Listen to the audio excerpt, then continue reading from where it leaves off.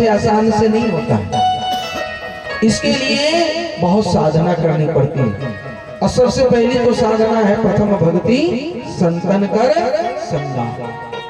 संत मतलब जो शांति को प्राप्त कर ले वो संत है। नहीं तो आजकल कई लोग कपड़े से ही संतत्व की परिभाषा कस दी है कि जो बिल्कुल गेरुआ पहने वही संत है। वो भी है, एक ड्रेस कोड है। अब पुलिस के ड्रेस में पहन करके यदि कोई गड़बड़ी करे तो आप उसको पुलिस कहने का मन करेगा। पुलिस तो है पर वास्तविक उसके हम रक्षा कैसे कर सकते हैं? क्योंकि जो रक्षक होगा वो भक्षक नहीं होगा। संत का मतलब ही है जो शांति को प्राप्त कर ले। स्तुति में हिंदी में कहते हैं ना कि जो शांति को प्राप्त कर लेता है उसको संत कहते हैं। जो शांति को नहीं प्राप्त किया उसको संत कहेंगे? इसलिए पहली कसौटी देख लेंगे कि जो रोज स्तुति कर रहे हो तोता रटन की तरह, शिकारी आएगा दाना डालेगा, लोग से उसमें फंसना नहीं। सिखा दिया तोते को। एक दिन शिकारी आया दाना डाला लोग से फंसी गए। तो ये तोता रटन से काम नहीं चलेगा, वास्तविक रूप से समझना पड़ेगा। और कसौटी करनी है तो तुरंत पता चल जाएगा कि सचमुच शांति है कि नहीं है। ना आश्रम बनाने के चक्कर में है, ना और चेला बढ़ाने के चक्कर में है कि बिल्कुल परेशान ही रहते हैं, हाय धन कर रहे हैं। और खुद कहते हैं कि भाई सब माया है। जैसे हम कहते तो सब माया पर कर दिए तो हम आएंगे तो बिना 11 के नीचे नहीं आएंगे। बताइए थे अब पूरा टीम के साथ आएंगे, बहुत कम में आ गया। अगली बार से अब ये बता देते इसका डबल नहीं करोगे तो नहीं आएंगे। भले कथा कराओ नहीं कराओ, किसी और को बुला लो, आएंगे नहीं भाई। सबका अपना अपना है। तो लाख रुपये से कम में नहीं आएंगे। पर कहेंगे पैसा क्या है, सब माया है, सब अपना घर का धन ला करके यही चढ़ा दो ब्याज फीस पर, हम तुम्हारी माया को बटोर के लेके चले जाएंगे। कई लोग तो आजकल इतना झूठ बोलते हैं सेवा के नाम से, क्या अनाथालय खोले, हम भी बोल दे रहे हैं हम भी खोलेंगे गुरुकुल। यहाँ खुला नहीं तो बंगाल में तो खुलेगी। अब ये सेवा के नाम से मेवा खाने का तरीका है। आएंगे समेट के जाएंगे, एक आध दिन में 10-20 हजार तो समेट ही लेंगे। बोल के जा रहे हैं खुल्लम खुल्ला लेके जाएंगे और देंगे भी आप लोगों को पता है। कितना भी कहो ना कि भगवान को आने से वैसे कुछ नहीं, फिर भी आप लोग मानेंगे तो नहीं मानेंगे तो हम भी क्या करें। तो और संत लोग भी क्या करें, तो वो भी ले जा रहे हैं, जानता कुछ नहीं फर्क पड़ने वाला। कहने का तात्पर्य है देखो धन संपत्ति बुरी नहीं है, उसमें जो आसक्ति है वो बुरी है। लाइन समझ में आया?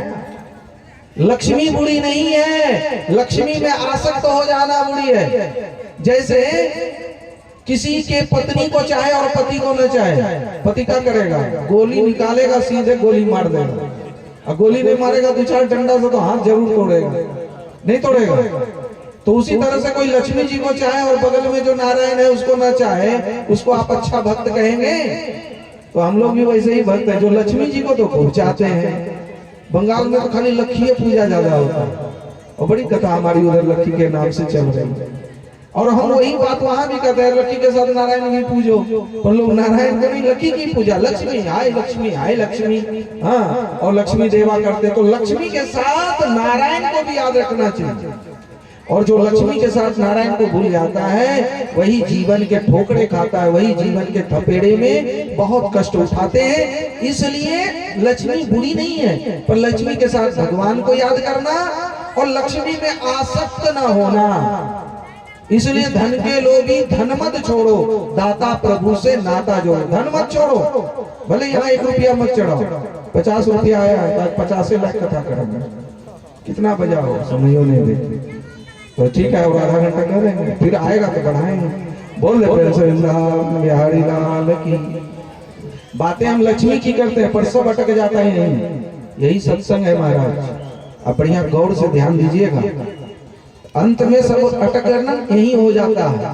इसलिए कहते हैं सत की चर्चा चलती रहती रमन असत्य में होता है, तब पथिक कहाँ सत्संग हुआ। यदि असत्य से प्रीति हटा न सके, जो मीटने वाला है, छूटने वाला है, उसकी चाह नहीं गई, तब तक सत्संग नहीं होता है, जब तक सत्य का संग न करे। इसलिए रुपया पैसा खूब कमाइए, उसमें कोई बुरी बात नहीं है, पर उसमें आसक्त नहीं हो जाना।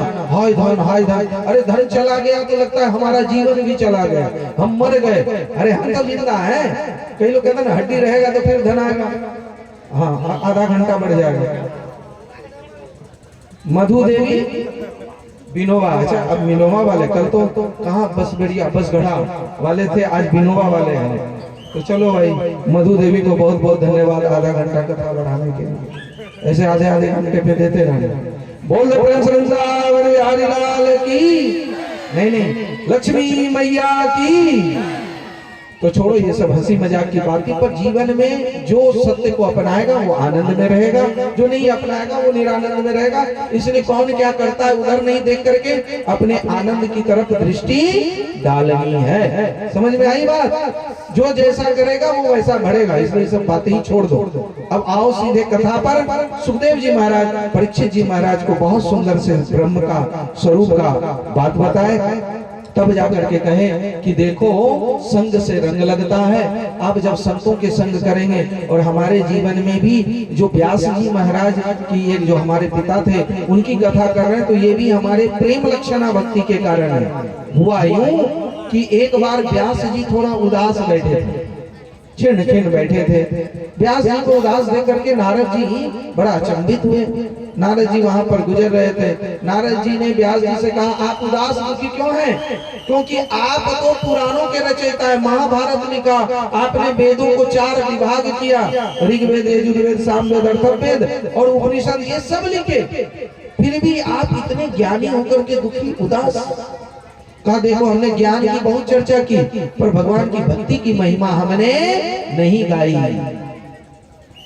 तो कहा कि आप भक्ति के बारे में कुछ लिखिए। नारद जी ने अपना पूर्व चरित्र सुनाया कि देखो पूर्व जन्म में हम दासी पुत्र थे, और दासी पुत्र होते हुए जब हमारे यहाँ संत आया, उनका जूठा प्रसाद खाए, और जब वो जाने लगे तो हम बड़ा दुखी हुए। तो जाते हुए उन्होंने हमें नारायण मंत्र दिया, और उसी नारायण मंत्र के प्रभाव से हमारे पूर्व जन्म के सब पाप जल गए, और आगे देखो हम भगवान के पार्षद बन गए। इसलिए भगवान के गुणगान गाओ।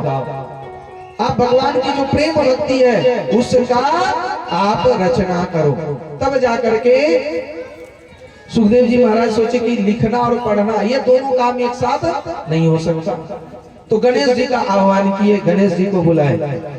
आइए हम सभी थोड़ा गणेश जी को बुला लें, विघ्न बाधा ना आए, कभी भूख कर कभी भाग ना हो जाए और भाग ना जाए। आइए विघ्न बाधा को दूर करने के लिए गणेश जी को हम लोग बड़े भाव से बुलाते हैं, प्यार से, विचारों के माध्यम से। गणेश कौन है इसको भी समझेंगे बाद में। गणेश का जो ईश है वो गणेश है। यहाँ का गणेश कौन है? जो मुख्य जजमान है। जैसे गांव का मुखिया गणेश होता है, और जिला का मुखिया जिला का गणेश, और देश का मुखिया देश का गणेश। और इनको नहीं मनाइए ना तो कोई बड़ा काम नहीं कर पाइएगा। अंतिम में कोई लड़का लगा देगा कि हम इस गांव का गणेश, और हमारा ही पूजा नहीं किया, हमको फीता काटने के लिए नहीं बुलाया। भाई जो सामने आया उसी से फीता कटवा लिया। इसलिए ये सब चक्कर में मत पड़िएगा किससे क्या किया नहीं किया। पर यहाँ के जो गणेश हैं उनको मेरा बहुत बहुत वंदन। आइए हम लोग गणेश जी को बुला। ब्यूटी जी बिनोवा के 51 रुपये से व्यास पूजन के बहुत बहुत धन्यवाद। जल्दी जल्दी जानो। रुचि जी अपनी रुचि दिखाई 11 रुपये 21 रुपये से व्यास पूजन के बहुत बहुत धन्यवाद। साधुवाद। 21 रुपये से गुप्त दान। तो कर क्या रहे थे? देखो नोटवा के चक्कर में दिमाग वो किधर चल जाता। कितनों का लक्ष्मी चक्कर में अब भूल गए का था। हाँ गणेश जी को बुलाना था। गणेश जी को बुलाओ। लक्ष्मी मैया थोड़ी देर आप रुक जाओ।